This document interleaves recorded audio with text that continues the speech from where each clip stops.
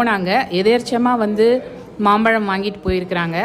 அப்போ ஐயா இருப்பாங்களா இல்லையான்னு தெரியல. ஆனால் பகவான் ஆசிரமம் இருக்கும், நீங்கள் போய் பகவானை பார்த்துட்டு வாங்க, அதுவே உங்களுக்கு ஒரு பாசிட்டிவ் வைப்ரேஷனாக இருக்கும் அப்படின்னு சொல்லிட்டு அனுப்பி விட்டுருந்தேன். அவங்க ஹஸ்பண்ட் அண்ட் ஒய்ஃப் 2 பேரும் போனாங்க. போயிட்டு அப்போ ஐயா இருந்தது எனக்கு ரொம்ப இதாக இருந்தது, பாசிட்டிவாக இருந்தது.